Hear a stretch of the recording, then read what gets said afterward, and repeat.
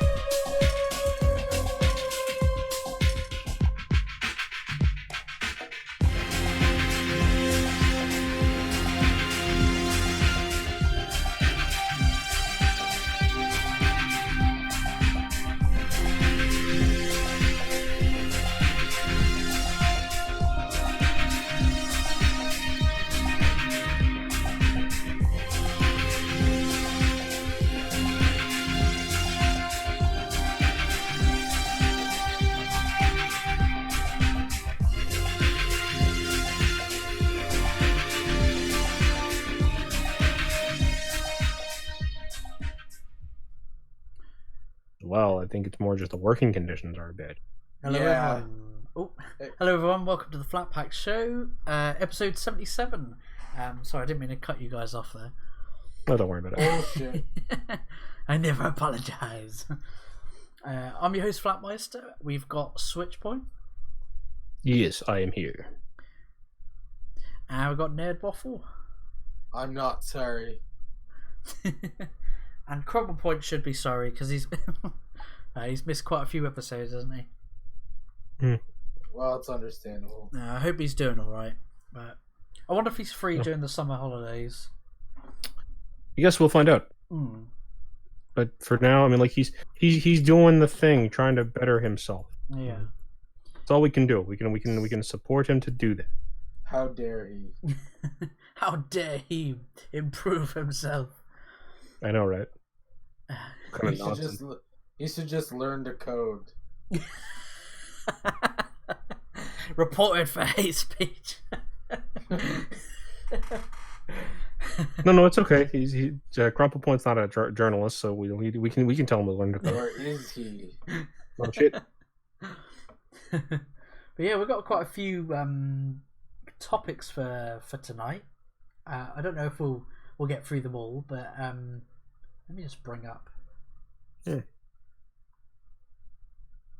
For anybody who'd like to learn how to code a bit, Humble Bundle's got some coding. Yes, there's some really good coding bundles actually. Yeah, I just got the game one. For Unity, the Unity coding or whatever. And the cool thing about Humble Bundles, you can choose the charity your money goes towards, so that's always nice.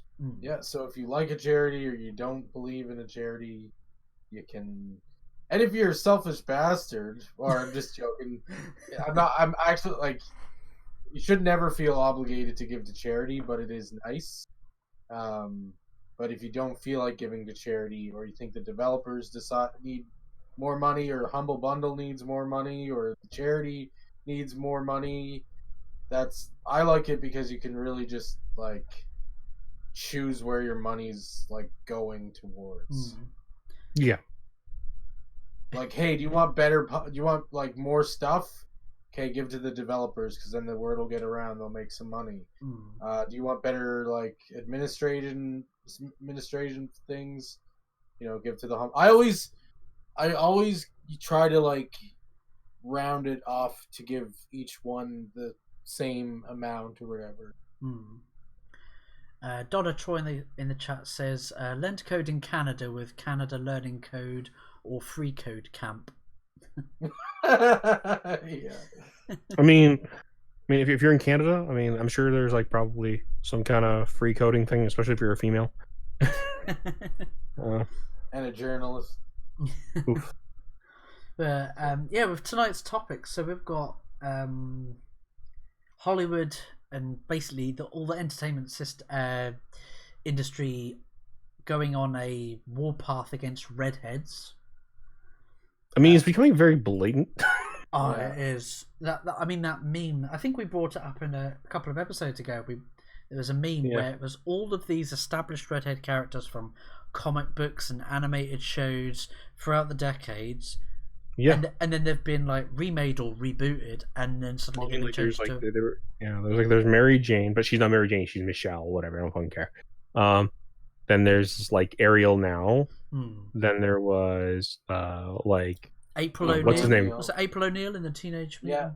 Yeah, April O'Neil in Teenage Mutant Ninja Turtles. We have like Jimmy Olsen in the Supergirl show. We have. I mean, other than he's a good actor, he's just not a good Jimmy Olsen. He's too cool for Jimmy Olsen, you know, like. Well, I'm not even arguing like whether or not. Yeah, like that's not the point I'm making here.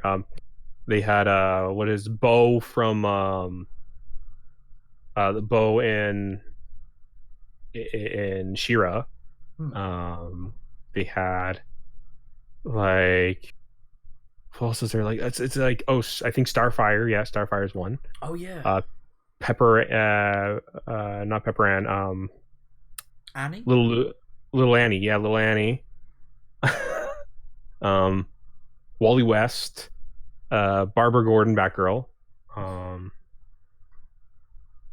Like the list goes on and on. Like, okay, like so here's the thing, right? Like I'm not even. Oh, okay. I think I found the. Oh, this is a low quality version of the picture. I found the picture was like a low quality version of it. See if I can find like a high quality version of it.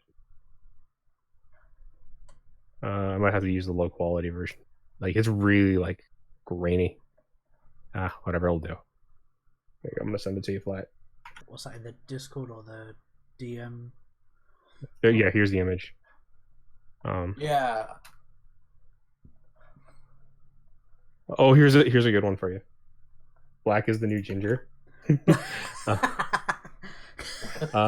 Like honestly, it's funny just because. Okay, honestly, look, I'm not even one to really care too heavily on it, but it's so blatantly obvious that it's just like because every time it's like, oh, I wonder who they're gonna cast for that ginger or redhead or that iconic character. So Disney's doing live action movies, right? So yeah. The next one's gonna be like what's her name from Enchanted or whatever. Is it Enchanted? The girl from Enchanted. Are you thinking the redhead archer? Oh, that's not Enchanted. You're thinking of you're thinking of Brave. Brave. Yeah. The Scottish girl. Yeah. Oh God, yeah. She comes in, she's just like speaking like Scottish, but like she's just like a black girl and like what? What? Like a black Scottish girl, like okay, yeah. I mean, not that like black Scottish people don't exist, but like the time frame of this movie, like it takes place in, like medieval times. Like she's like, like, oh okay, sure. So I'd like to point out too that sort of darker skin is a skin pigmentation.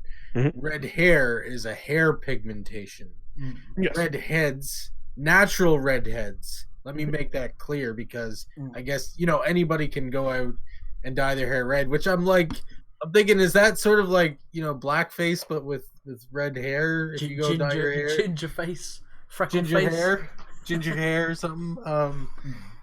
And what I'd like to point out is that gingers, natural redheads are actually they're not going extinct. That they know of, but they are declining in population of naturally born redheads. Are already a minority in themselves, aren't they? I mean, I'm married to a redhead. Yeah, and scientists right now, a lot of people say, they're extinct, but when I saw this picture of all the things, I did some research or whatnot, and it's not that they're going. They have the potential to go extinct, but there's still unconclusive evidence to that. And I mean, I would say the gene is still around. Right? that's the thing. They're waiting. It's only going to be time will tell because they're waiting to see because mom's a hairdresser, not to drop any, and that's not me. I'm not a hairdresser, but what my mom said and what is general knowledge is that you have your I think it's your grandparents' hair, but it's more specifically your grandfather on your mother's side hair, typically. Now there's exceptions and everything like that, but it's still a very, very minority natural hair color. Now I know there's a difference and stuff. There's some social differences and whatnot. I get that, but I'm just making it clear of what the facts are and stuff like that. Oh yeah, I mean, like, I find it weird that like the redhead thing is like happening because like it's just because I'm like, oh okay, because like honestly, I mean like if you wanted black characters like in these shows, I mean there are black characters that you could easily bring in, I think. Yeah, and hey, like let's use the argument whitewashing or whatever. Like other than the characters that are up here on this and on the little picture thing there's not a whole hell of a lot more redhead characters than what's on there.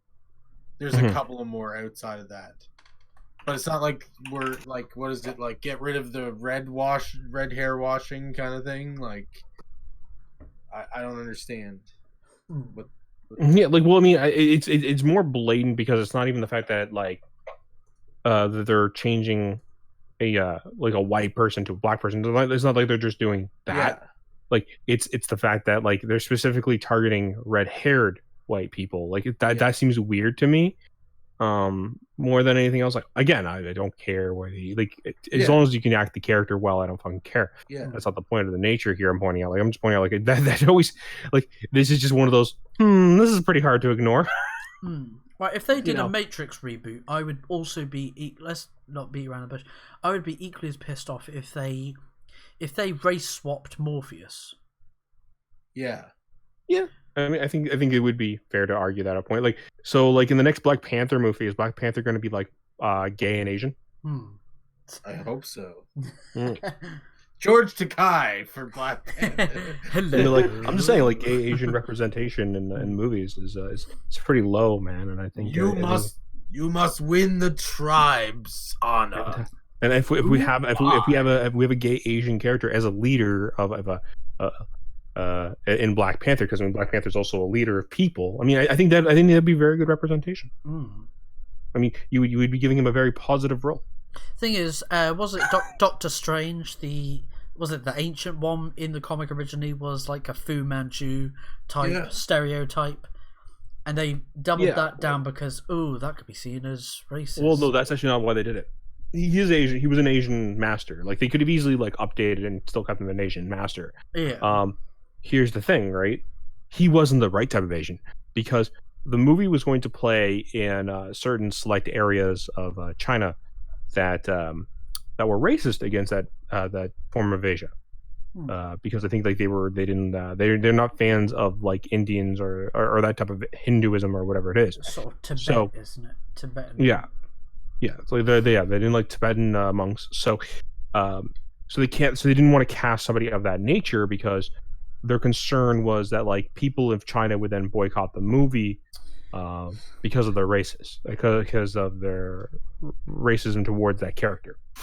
Well, not that character specifically, but racism towards like Tibetanism. So it was like, oh, okay. Now, so then they were like, okay, well, we'll make it a female and we'll make it white. So that way they can have like a female, I guess, representation, possibly. I don't know about the female part, but at least have that white character show up instead of having that person of an Asian descent that China people don't like, that Chinese people don't like. So that like, because like again they were playing the route they thought was the safest to get the Chinese dollar. Yeah.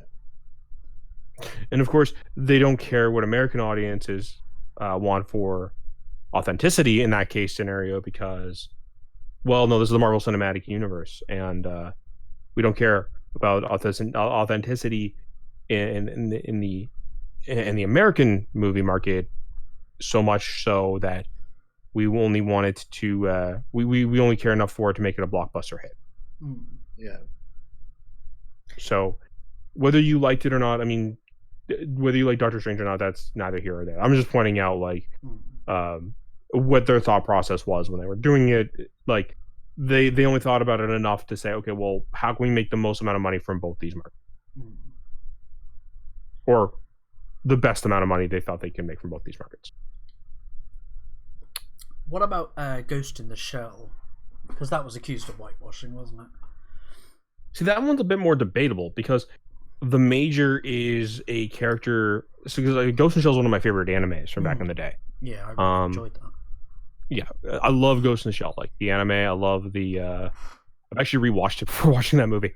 And when I want to watch the movie was all right. It wasn't great. It captured that futuristic cyberpunk. It captured the feel of cyberpunk. I feel like if it just called itself something other than Ghost in the Shell, I think it would have done better. Yeah. Because honestly, like it wasn't 100% proper adaptation of Ghost in the Shell, and I feel like if it just called itself something better, like and said it was inspired by Ghost in the Shell, I think it would have done much better for itself. Yeah. Because here's the thing, Ghost in the Shell. So the Major Kusanagi, we don't in the original storyline, she's just a baby or a very young child when she loses her body, and then they do the transplant over into the actual like cybernetic body afterwards. So that's why the term is called Ghost in the Shell, because she's just like all she is the brains and the neurons and like the memories, sort of her soul or essence of the soul. And so she's never so we don't even really ever know if she's actually Asian or white or black or whatever she was beforehand, because there's really very limited information of who she was before she became the Major. Yeah. And sure, they gave her bodies like every few years as she got older so that she'd have a new body. So she's part of an experimental study. Like she'd gone her whole life without knowing what like human interaction truly is like, because well, she's pretty much never had a human body growing up. Yeah. She's always all she's ever had is the robot body, like the cybernetic body. So she's experimental in that regard, and so she's very different, and that's part of the existential crisis of her character too. Adding her mother, like she's not supposed to have a mother in the original story. Adding her mother and adding like her original Asian body of who she was before she became the Major, I feel kind of destroys part of that storyline a bit, because like it adds something that just wasn't in the original storyline, because like it gives her a connection to her past that she actually doesn't really have. Part of her enjoyment as a character is that she doesn't have that connection. All she has is what she was, and for her it's what could have been had I had that life. Now whether that's good or bad, I mean, like, again, debatable. I mean, like, I honestly enjoyed the series for that, because like it goes into the cyberpunk aesthetic that I like.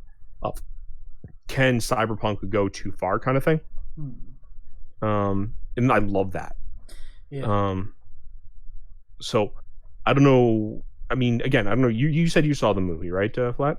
Yeah, I saw it. Yeah. I saw it. Yeah.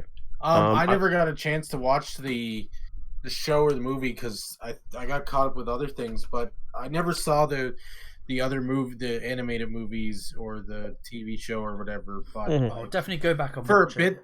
Oh yeah, I will. And like that's the thing though, is that movie got me excited to do that. I just unfortunately things came up and whatnot, and I still want to. But I think that that's kind of a pro of that movie too, is that maybe it'll sort of cattle people towards like the TV show or whatever, and they can go and experience it. Oh yeah, I mean, I'm hoping people go and experience the TV show and go read the old manga or watch the old movies. That's cool. I mean, I'm not saying like I'm not even telling people not to like the new movie. I'm just saying like I personally, because again, there's aesthetics of the movie I like, and I think it would have been better served had it said it was inspired by Ghost in the Shell rather than saying it was, because there's just a lot of changes that I feel kind of ruin Kusanagi's character. Like I didn't hate the actors. Well, Scarlett Johansson wouldn't have been my first choice for Major Kusanagi. But I did like the guy that got to play Bato. I thought he was pretty good. I liked him. Yeah. I can honestly say. I never saw this cartoon, but would you say it's not perfect, but it's probably one of the more better adaptations? Would you say, or?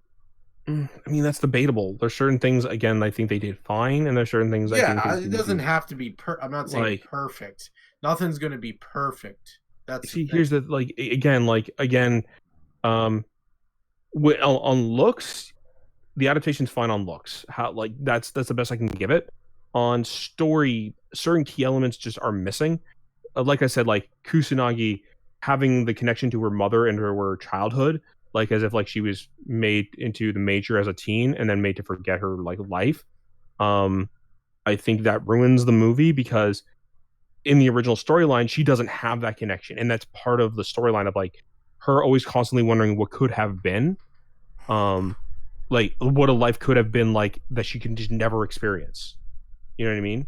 It's the fact that I've always been the ghost in the shell. That's why the story title also has so much meaning. Is she's always been the ghost in the shell. She's never been able to experience anything else. So as far as she knows, that's always been her life. Right? Yeah. And so like being human, like does it still make her human to even live that life? Or is she missing something of the human experience of never having that human life? And I feel like that's the part that fails the biggest for me about that movie is that part right there. But like the visuals are very much like the visuals are very spot on. You know what I mean? Like I do like the visuals, so that's why it's such a toss up for me. I mean, they nailed the opening sequence. Do you know when her her body's being created? Mm-hmm. Yeah, the opening sequence is very well done. Like the opening sequence is very straight adaptation from this. Like if certain there are certain things that are straight adaptation that are 1-to-1 from the first movie. And that's what it highly takes from is the first movie. So you're looking for an adaptation that's 100% perfect, exactly the same as. Like no, I told you why this adaptation just doesn't work for me though. Yeah. Like I'm not saying I'm looking for 100%, but certain themes of the original storyline were removed because they thought this would be a better connection to general audiences. And I felt like that theme though is kind of what's important to the original storyline. Okay. So again, like whether you agree with me or not, like again, this is more based on. I'm not agreeing or disagreeing. I'm asking. Yeah. Like this is more based on feeling more than objectivism, I guess you could say. And this is why I feel like it would have been better served as a storyline of the like a storyline of saying it's inspired by Ghost in the Shell rather than being Ghost in the Shell. Because the thing is of the meaning of the name of Ghost in the Shell, of who Major Kusanagi is, that is again part of what I was watching when I watched Ghost in the Shell and like looked into the material of the storyline, and like Kusanagi being the character of, again, never having that connection before. So even if she were to even get memories from that lifetime, well, she can't, right? Because she was transferred over as a baby, right? Like she grew up as that android all her life, right? Yeah. And so that's all she knew. So to then add that past there into the movie, I feel kind of ruins part of her character for me, because it's like you're adding something now, like you're adding like an actual tether to the human life that she just never had now. You know what I mean? So like now she can make a comparison of my life before as my life now, where in the previous storyline she has the existential crisis of I can never make that connection.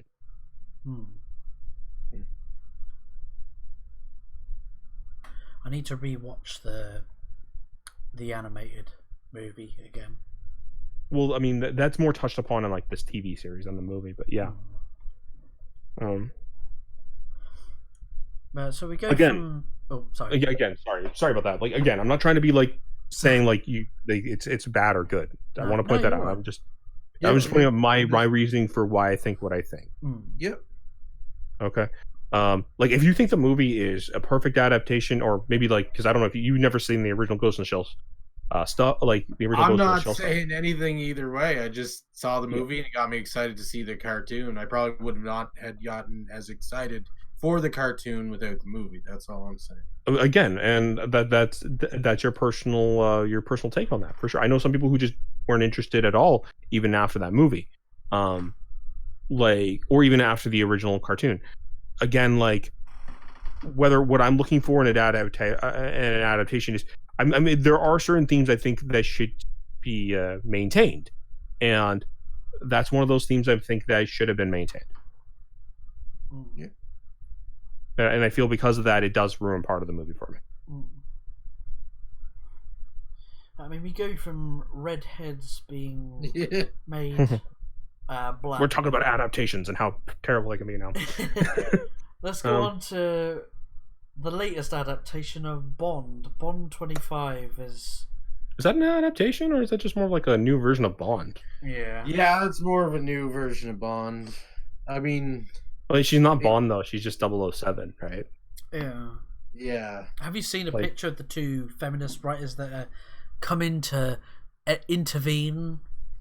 You mean educate, is what they call it. Edumacate. I mean, like has anybody else found that kind of creepy when they're like, yeah, we need to educate people? I'm thinking, like, are you gonna strap me to a chair, tape my eyelids open, and put on some movies with like some subliminal flashes and shit like that? Like, I'm gonna give you a strong maybe. Tied to and and hot me up on some like LSD and shit, like, or some soy or something. Honestly, like, okay, it's so stupid. Okay, so like, here's the thing: like, 007 has always been James Bond, right? Like, we've had this British, like a British male. Well, okay, so I'll give them this much: this actress is British.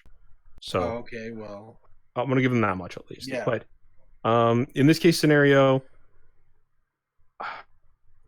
like, why can't they just be like 008 or 009 or something of that nature? Like 006. Especially since they're saying now that, like, yeah, now that they've cast. So before they didn't say otherwise, but now that they cast this, now they're saying, oh yeah, like, because there was a fan theory that James Bond was a code name, just like 007 was a code number, and that would explain what, like, the difference in actors or whatever.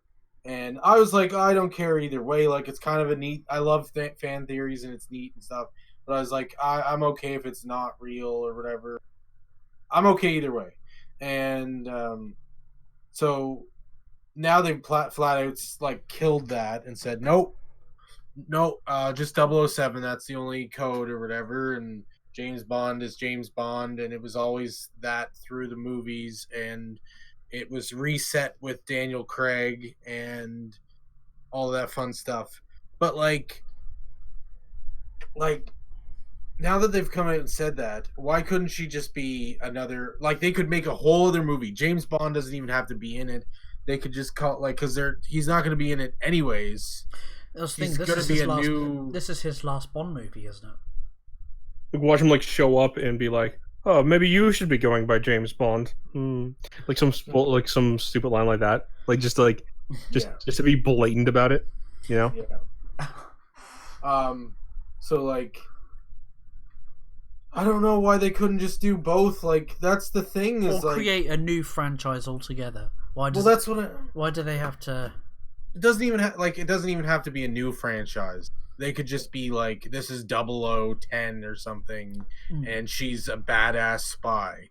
Well, I mean, like, okay, like, make a movie about that, and then we'll make a Bond movie as well, like about James Bond. We already have like female James Bond like characters. Like, okay, what is Salt? What is Atomic Blonde? What is Charlie's Angels? What is what is that, like, other series? Like, you know what I mean? Like, the list goes on and on and on and on. Like, they just want James Bond because James Bond is one of the more popular franchises, and they don't have that. But like, you got to realize James Bond has been around for years. Of course, it's a more popular franchise. If you want these other franchises, hell, Charlie's Angels is just as popular, I would argue.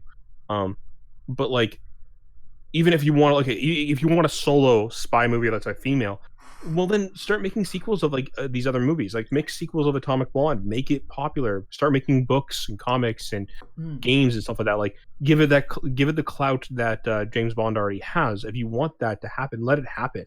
But I'm giving a little bit of a benefit of the doubt. Like, yeah, okay, I get if you want like a Bond connected movie, like connected to the Bond universe somehow. Who's like, these companies have all this money to make movies, and if they think that this movie's gonna sell, what's the harm in taking a risk and making, like, again, 0010 or whatever they want to call whatever number, and also keep the James Bond. They could have two, and if both do really well, guess what?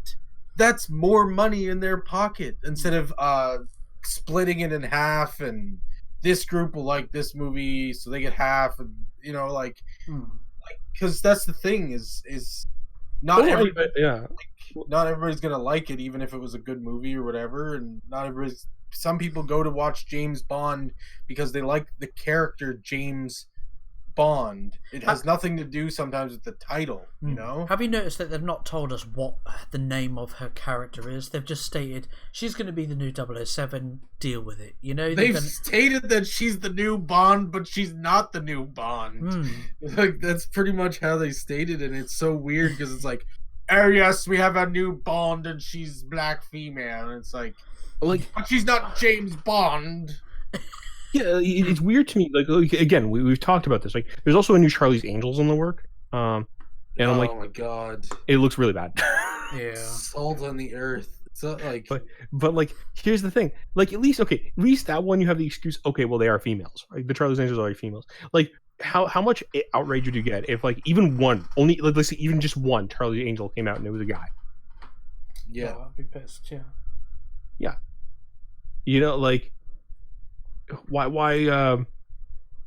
Like, why would you even do this? Because it's like, okay, then, and here's the thing, right? I'm not even saying, like, not to have female spy movies. There are tons of female spy movies. Like, I heard Atomic Blonde was actually really good. I haven't had a chance to watch it yet. Same here. And okay, well, then make more Atomic Blonde movies. Like, people clearly love the series. Move forward with that, and like, do crossovers with Atomic Blonde and James Bond. Why not, right? Like, you could find out that they're part of the same organization, and Atomic Blonde is just part of the American part of the organization or something. Why not? There are plenty of other just as good options that they just don't want to do because they want to make a point and blah blah blah. Well, we're in a weird place in Hollywood where, like, everything needs to be just like, well, no, we have to take what worked and then, like, instead of, like, trying to adapt from what worked and make, like, something else, or trying to make, like, a better, or try to make or try to continue with what worked by, like, taking what worked and continuing with it, and listening to the proper criticisms, and try to forge forward to make it better, or even trying to make adaptations from it, or using it for ideas for new ideas, so on and so forth.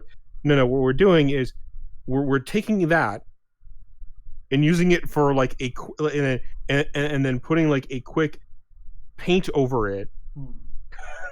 It's not just Hollywood, my friend. It's like fucking video games, comics. It's fucking everything. It's no, I agree with you. I agree with you. Or whatever. Well, I just remembered. Have you heard what they're doing in the Birds of Prey movie? They changed Black Mask to be gay. I mean, I remember Black Mask's sexuality being an importance of his character. Well, in Arkham Origins, in the game Arkham Origins, when he was kidnapped, spoiler alert, when he was kidnapped and his girlfriend was strung up to the chandelier, and then try not to spoil it, but when he's kidnapped, his kidnapper forces Black Mask to shoot his girlfriend, like, from a certain angle. That's how, like, Batman pieces the evidence together by, like, but I mean, like, even then, like, that was something, like, in the games, and there was talks about his girlfriend in the comics as well, but, like, his sexual relations was never really an important thing. Even I would argue, like, in the game, it was only important because, like, you investigated, like, her death. Yeah. Right. But, like, as far as we knew, like his sexual relations were never really important in the game or in the comic. He's one of those characters that he's just like his big importance as a character is he's one of the mob bosses vying for control in Gotham. Yeah. That's all we care about for him. Like he's one of the powerhouses. So him being gay or straight or bi or whatever would never really be important to me. I don't care. It makes me laugh that these journalists applaud and push this to the surface. Like, look at this. Look, they're making him gay. It's like, right, okay. No one cares about this, but they do it every single time with every single character. Apparently, though, Warner Brothers is he still a mafia boss? That's all I care about. Yeah. Apparently, though, I don't know how true this is, but apparently Warner Brothers is not happy with some decisions. And stuff. I heard about that. They're going to interfere, aren't they, with some changes? I don't know. Maybe this time we want them to interfere. Well, apparently, that's it I was going to bring up. Victor Zsasz is in there's some sexual tension between Victor Zsasz and Black Mask. No, don't do this. It's stupid. Black Mask is a career criminal mob boss. Yeah, okay, here's the thing. Victor Zsasz is a psychopathic serial killer. Yeah, Victor Zsasz doesn't care about sex. Like, that's actually one of his character traits. Yeah. Like, he gets sexual pleasure from killing people. He literally... He's asexual? What is it? Yeah, he's asexual. Like his pleasure he gets is from killing people. He literally marks himself for every person he's killed. His body is full of tally marks, isn't it? Yeah. Like, that is he's... like, yes, the Warner Brothers makes the movies. Like, honestly, like, okay, it's not even that Black Mask being gay would bother me. Some people, whatever, if you want to make him gay, I don't care. Like, because honestly, his sexuality has never been important to his character. It's the fact that he's a mob boss is more important. The fact that he wants to take out Penguin and he wants to take out Two-Face, because again, we're talking about the three bigs of Gotham, like the ones who own the most control of like the country of the city, right? That's fine. Like, have that. Like, I want to see that movie. Like, the three mob bosses deciding like who owns more of the city. That'd be cool. Yeah. But like the having him like be gay with Zsasz just makes no sense. Like, if you want to have him be gay, like, sure, fine. I don't care. The Penguin would make more sense. Or the Riddler. Or something. Like, yeah, like... Didn't they do that in Gotham or something? They did that? Well, in Gotham, they like Penguin and Riddler being, like, gay for each other. I didn't have a problem too much with that. Like, that's the thing about the show Gotham, is that there was, like, some changes I saw, and I'm like, I'm okay with those changes. And there was some changes that they did that I was like, this is a fucking train wreck. Yeah. Riddle me this, Penguin. What's pink and up your butthole? I liked the guy they got for Penguin, but I didn't like the guy they had for the Riddler. It was weird. I mean, I don't know. I lost interest in the show after halfway through season 1. I was like, okay. Yeah. But I mean, the Joaquin Phoenix Joker origin movie looks good. Yeah, looking forward to that. It looks promising. I wouldn't say good yet. I haven't seen anything beyond a teaser trailer, so I am trying very hard to stay sort of neutral and wait for more information. Yeah. I think he's a fantastic actor, and I know that he sometimes likes to help bring movies to be like. I'm hoping at the very, very, very least, it may not be a good Joker movie, but it'll be a good movie. You know what I mean?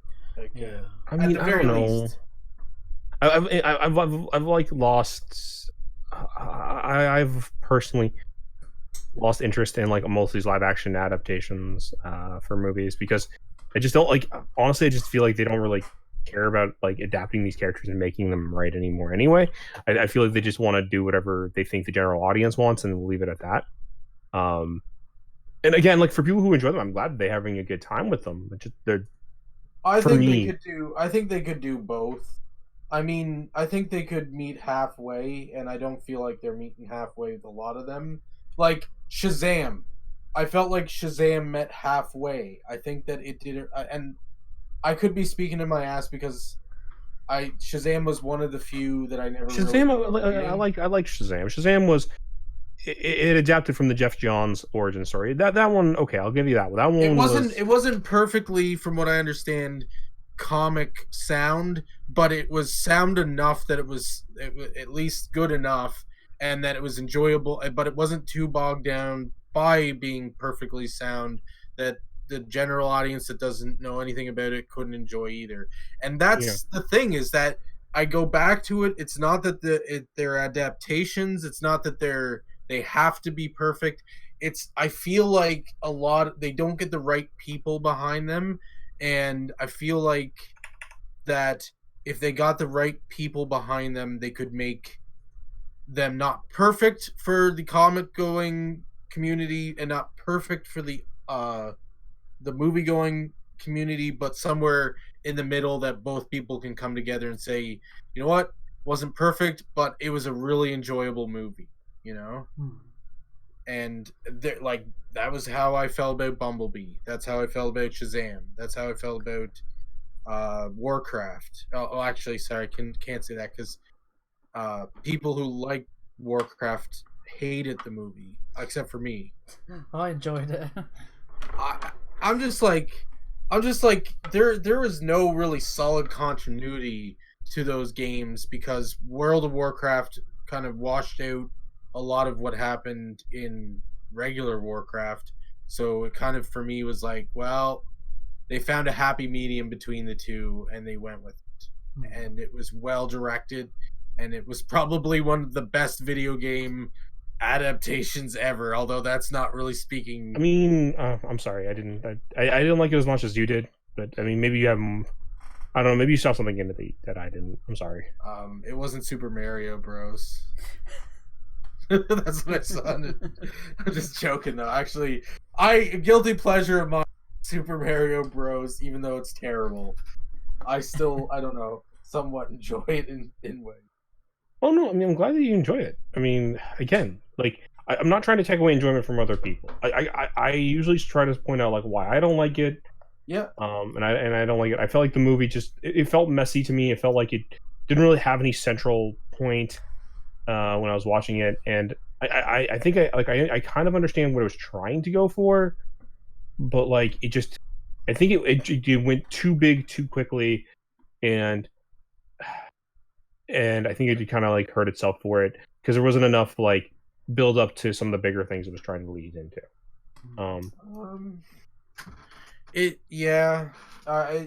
There's kind of some big build up to continue the franchise. And again, like, I'm glad you enjoyed it. Like, you know what I mean? Like, I am glad you enjoyed it. I do think like I also think like it might have chose one of the weaker Warcraft storylines to try to tell that a lot of people were looking for. I think a lot of people were looking for a Warcraft story they had a better connection to. It did well in China, so I mean, at least that's something. It didn't do really great in America. See, and that's why I'm hoping that it did well in China. And even though I'd like to see, you know, them cater to us more, and it doesn't help that, you know, that things are doing well in China, but it's good for me in the same sense though, because I want to see another one, because I think that there's so much lore with Warcraft in general that you can't really do it in one movie. You can do it in like a trilogy.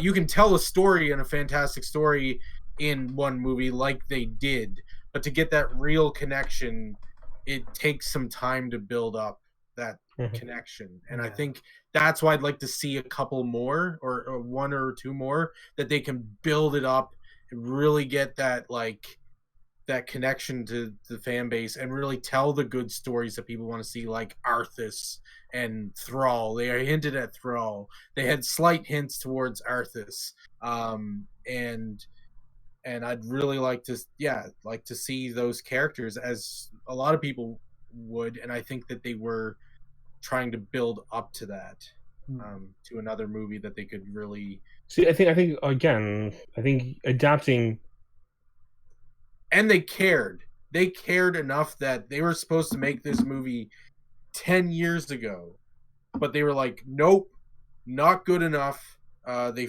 like let their, I forget who, Sam Raimi, I guess, was supposed to be directing it at one point. Yeah. And they were like, yeah, they were supposed to be with another movie studio before, but they didn't like what they were doing with it. So they weren't afraid to just say, nope, we don't like what you're throwing down, so like we can wait. And they waited in 10 years. I think that hurt it a little bit too, because people, when they heard the movie was coming out, got excited, and then over the time it sort of mellowed out.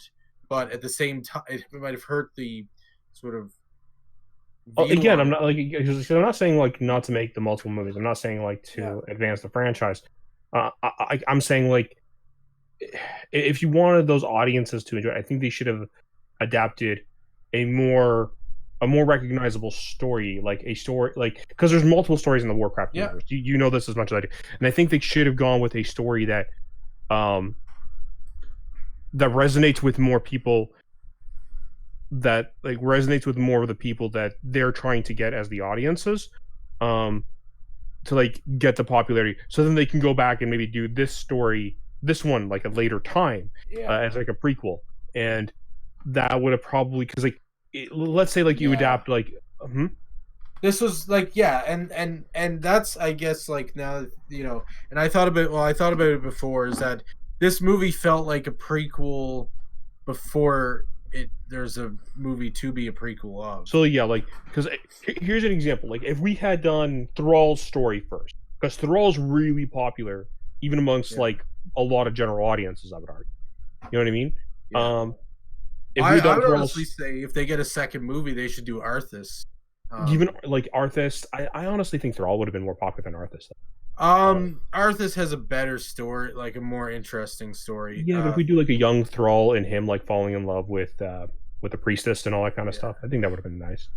He could be trying to form the actual like legitimate horde that is actually like. But this could be like, you know his story trying to form the alliance. Yeah, I think, and I think that's, I think honestly what they should do, they should make, if they can gain the popularity, there's nothing saying that they couldn't do an Arthas movie and a Thrall movie and connect it, because this would all, even the Warcraft movie we have now, it would all work towards this final movie. It doesn't have to be a whole cinematic universe, but it could be a little bit more than a trilogy. Because I really think the Arthas thing would be popular, because Arthas is popular.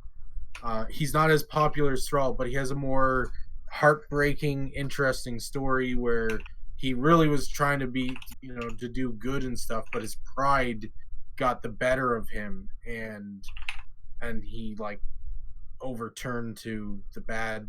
And I think that would be a really epic story. I think people would really like it because people seem to like villain stories, and I think it would be interesting. But I don't know. That's just me.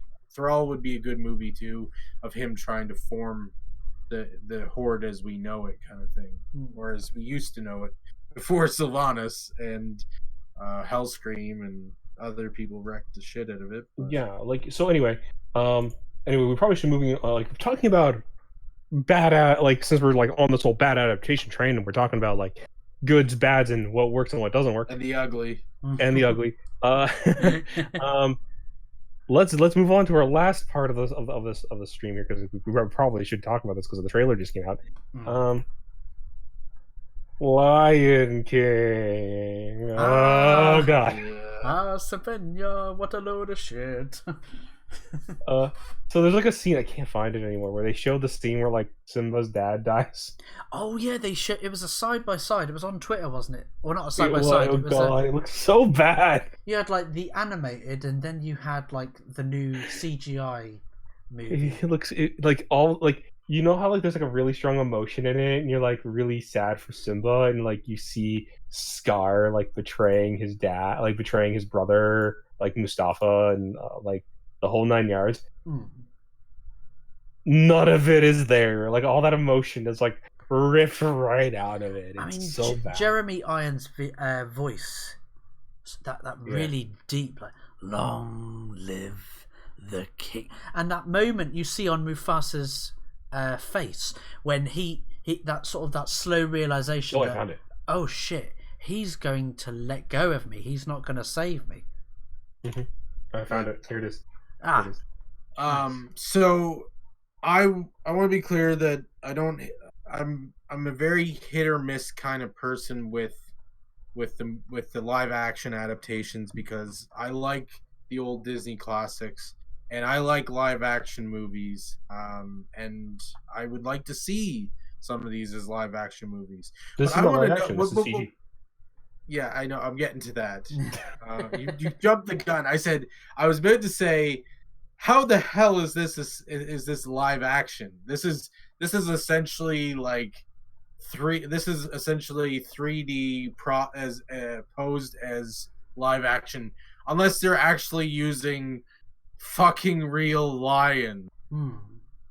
Like, what the hell? Like, maybe this isn't, because I'm all for that too. Like, I want to see my favorite classics reimagined as live action,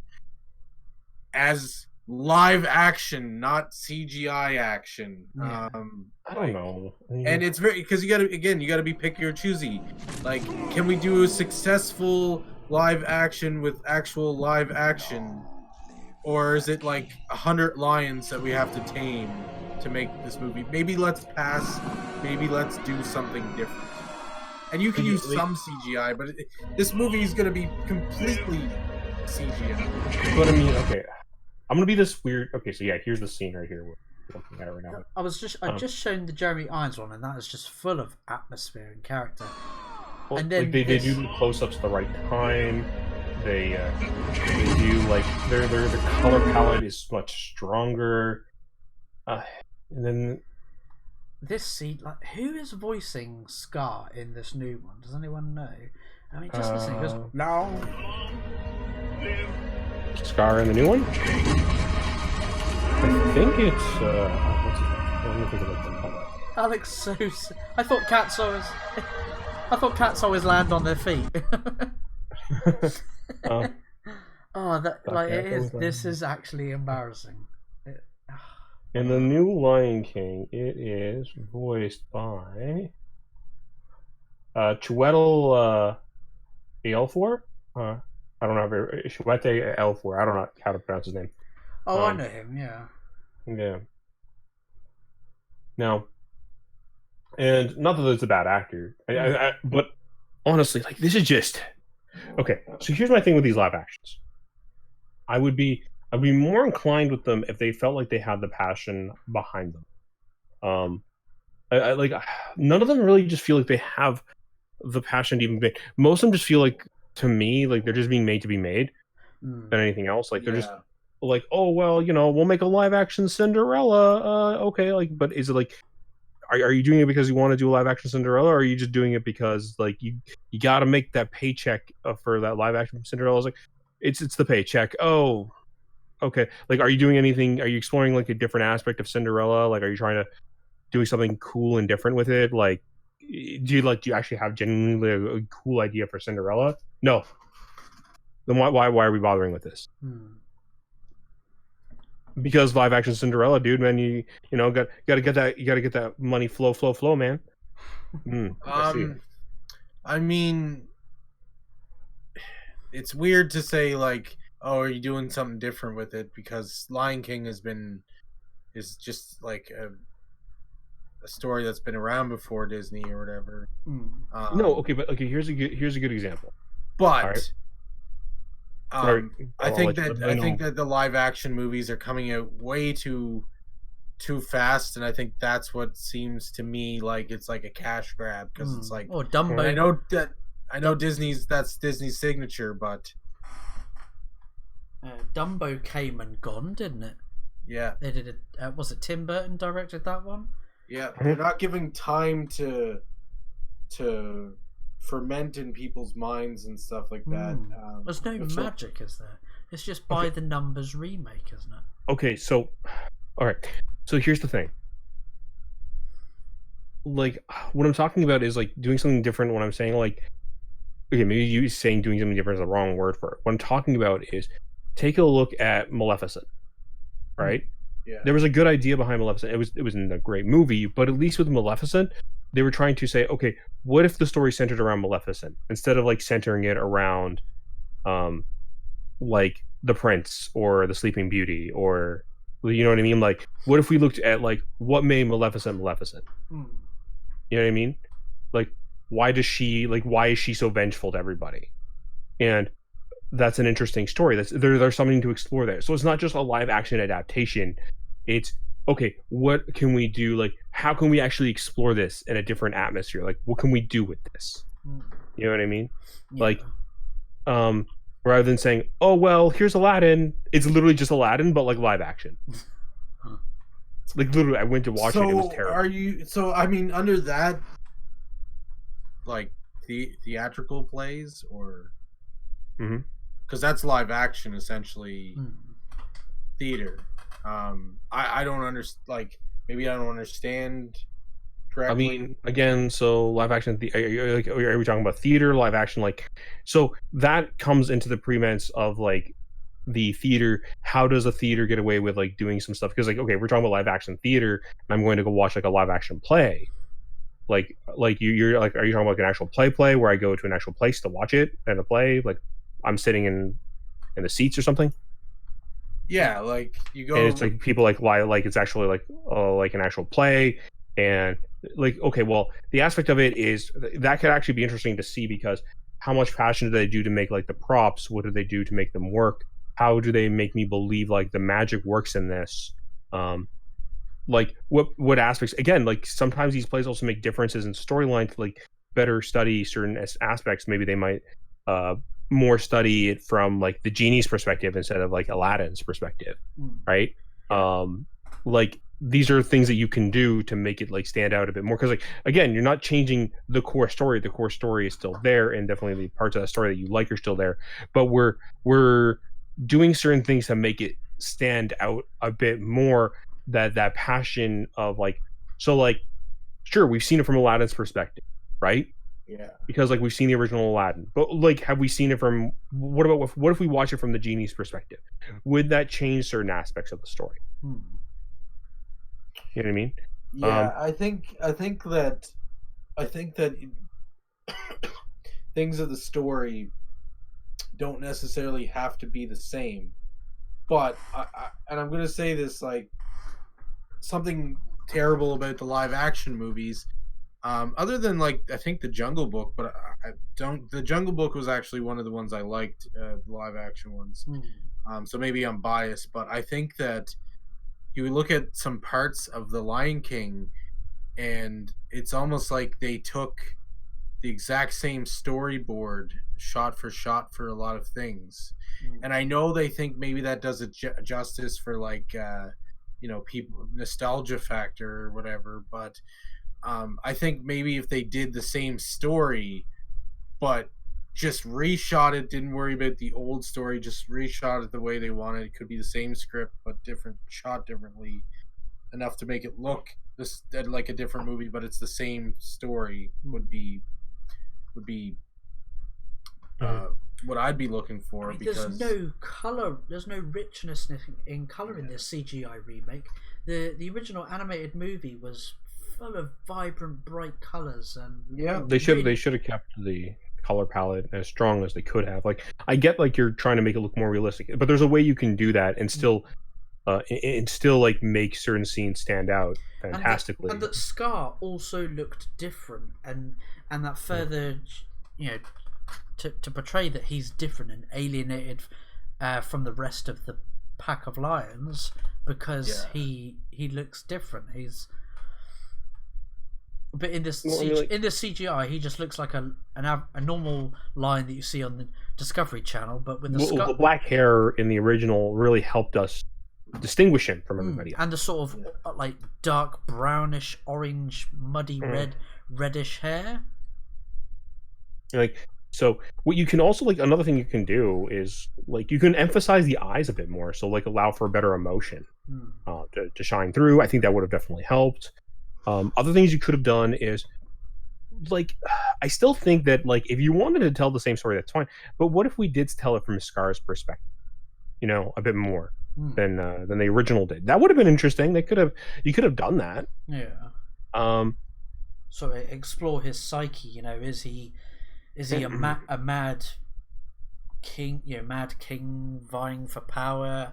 Is he just a jealous brother that wants to? They could have done a prequel to The Lion King too, to sort of show why, other than the fact that Mufasa is the leader or whatever, like they could do sort of the relation between Mufasa and Scar. Yeah, sort of showing him living in his. But I think some of the enjoyment for a lot of people, and not everybody, but a lot of people, and I wish that's why I wish they did these movies better, is to see it come to life, to see the story that they imagine in their head as being more connection, to see it with, you know, live action, real people in their face. Not saying that, you know, voice actors aren't great and everything, but there's something different. There's a different experience. It's not that it's better, it's not that it's worse, it's a different experience.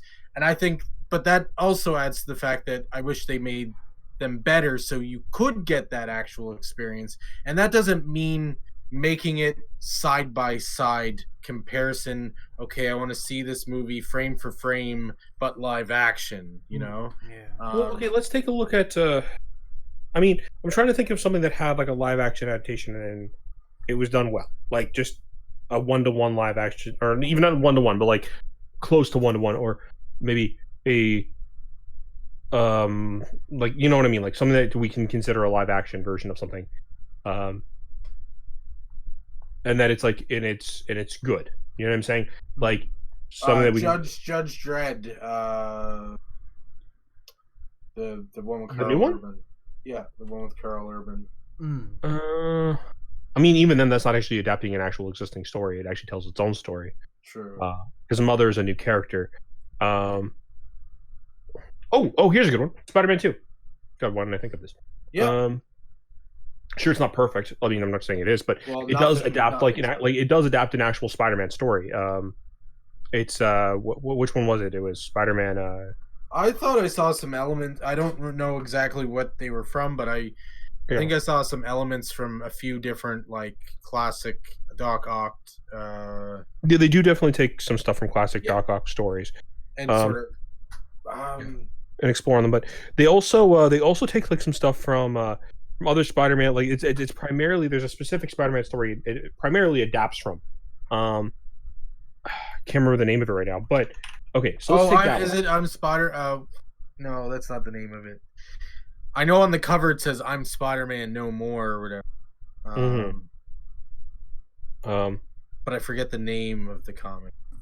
Yeah. Anyway, like I can't remember the name of the Spider. I think it's the one where he has like the Spider-Man suit hanging outside the garbage can or whatever. Like... Yeah, there's a lot of aspects from that it takes from, and a lot of aspects from some key Doc Ock stories.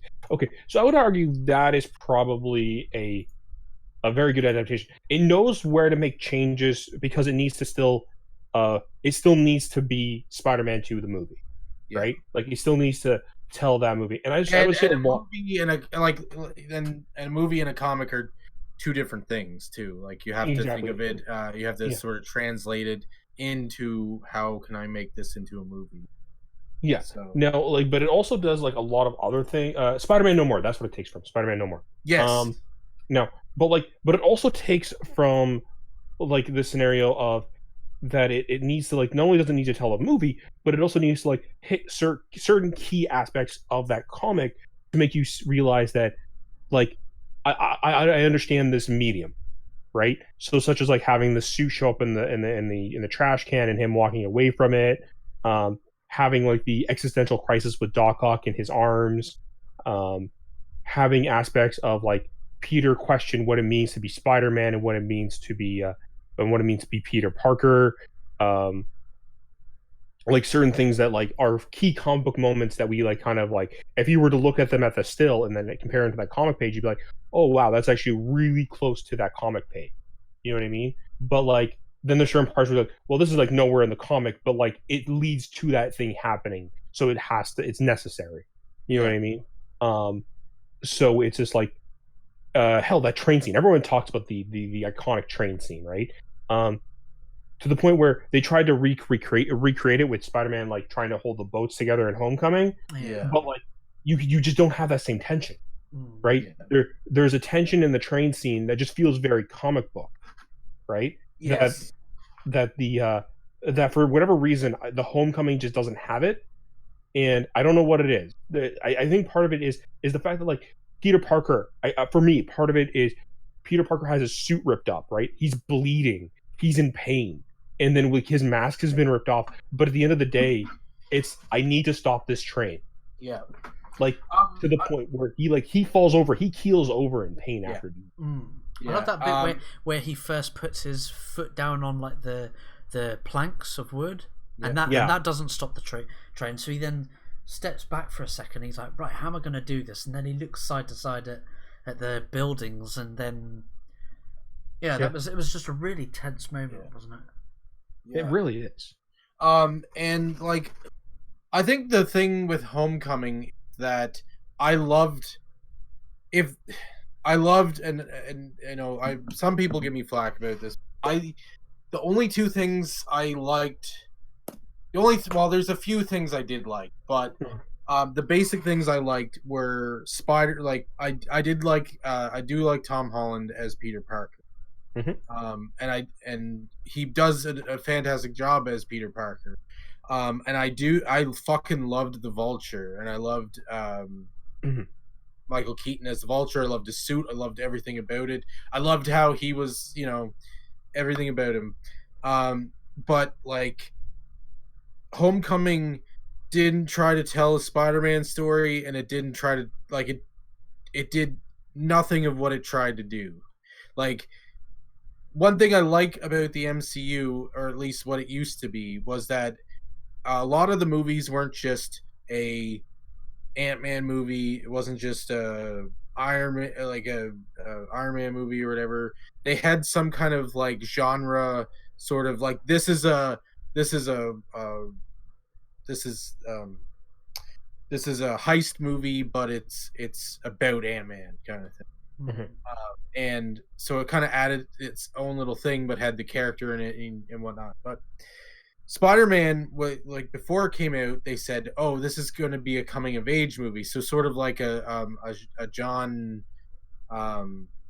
what's his name, 16 Candles and Ferris Bueller's Day Off kind of thing. It was not that.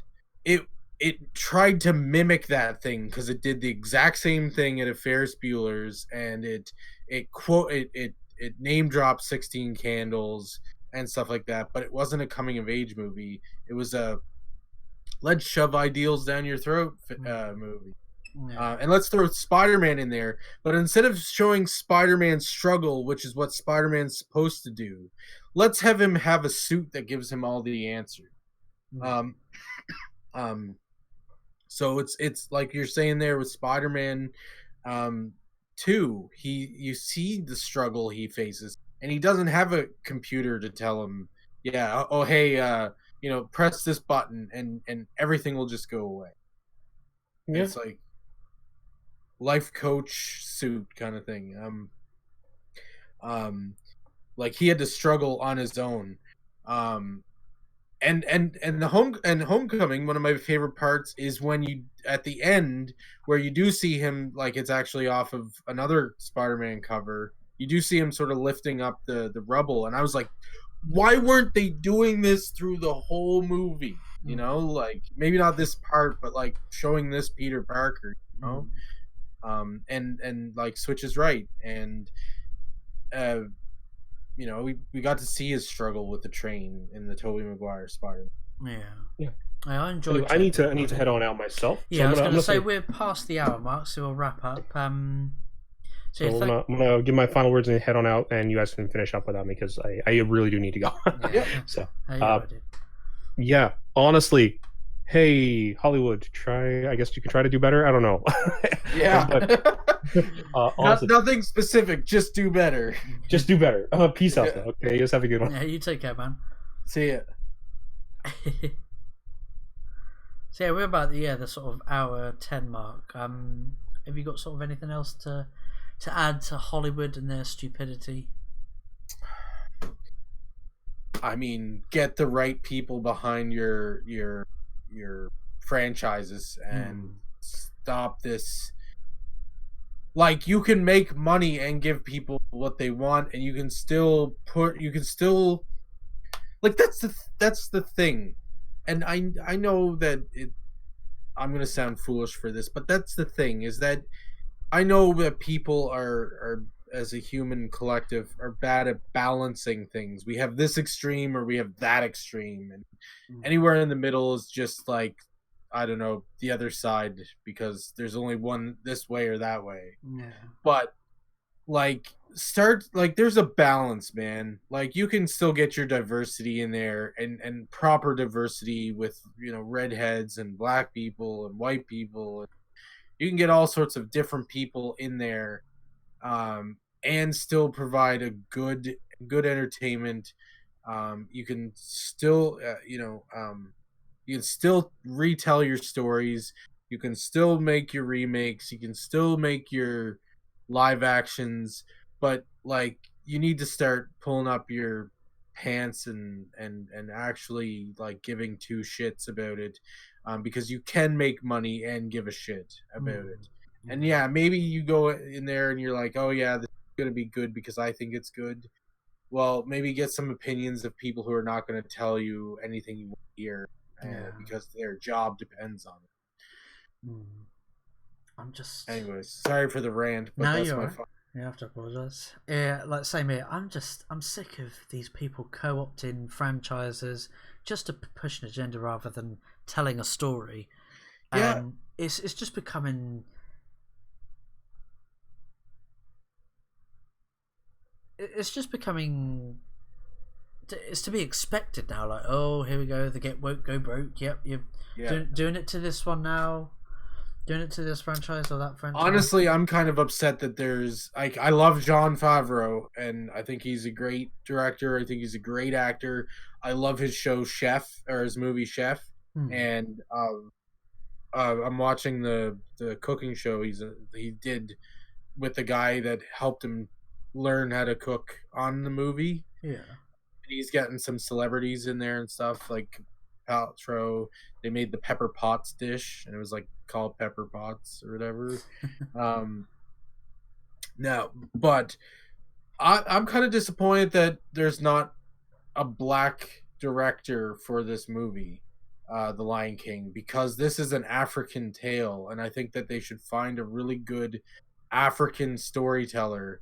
Not just somebody like Will Smith or somebody like that. I'm not saying Will Smith's a bad person either, but somebody who has a connection to this heritage and stuff like that, and make that movie that and can tell decent stories and is a storyteller, and get some good cast in there, which they do have a great cast, and they have a great director too. But I'm just saying, like, maybe this is your chance at a diversity thing, you know? Like, maybe get a really good black director, African director that has a really strong connection to this story, you know?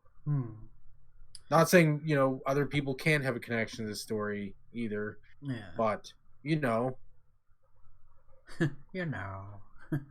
This is something that would, you know, is a good chance to get somebody, you know, giving a chance for somebody to direct something that normally wouldn't. Yeah.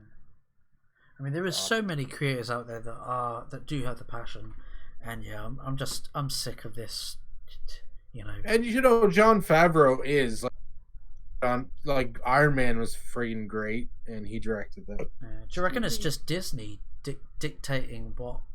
I don't know. Like, maybe Jon Favreau's getting the George Lucas syndrome. I don't know if it's Disney that's. I don't know. I like. I just want better movies because I know Switch's idea of like he'd rather cartoons or whatever. Maybe I shouldn't speak for him, but I know I'm sort of a movie buff or whatever, and I love live action stuff. But I don't love shit live action. I just want them to do better. Yeah. There's enough room in comic books, video games, movies, whether it be blockbuster or independent movies, independent games, or full games, or independent comics, or mainstream comics, or any of the other medias that a lot of nerds or general public or people get into entertainment from. That there's enough room, there's enough money, there's enough market for everybody to get a slice of the pie, to have mutual things going on, and to sort of work together and work at things that maybe these people enjoy but these people don't, and these people enjoy this but the other people don't, and sort of mix it up a bit, than having everybody pissed off or most people pissed off. Like, just balance it, come together and think like there's enough room. Okay, well, why can't we make two movies that are set place in the Bond universe, and have this character have her movie and this character have his movie, and maybe they can show up in each other's movie, and that'll be really cool for audience members because they'll be like, wow, I can see the connection, because sometimes that helps bridge it. And there's enough. My point is, there's just enough room for everybody there, and we're just like, we'll just get woke, get broke, and all this thing. Like, everybody's bickering and arguing of this should be this way and that should be that way, and nobody's happy. And I don't know. With that, we thank everyone that joined us. To Donna, Jay, and John Lemus that joined us live. I'm sure there's some other people that watched us as well, and if you watch it later on as well, don't forget to share our videos. It really does help. Also, check out the other previous episodes of the Flat Pack Show, where we all talk or we interview with other indie comic creators. Hopefully to get some more guests on in the future as well. I think. Yeah, I love talking to we had some pretty awesome guests on, and I'm hoping soon we get some more people to talk to. Yeah. So yeah, definitely, if you know anyone, tell them to reach out to us. We'll be happy to have them on. So with that, we've been the Flat Pack Show. It's been me, Flattmeister. It's been Switchpoint and Crumple Point. It's been Nerd Waffle. Keep it dusty. So with that, we'll catch you in the next episode. Take it easy, everyone. Bye.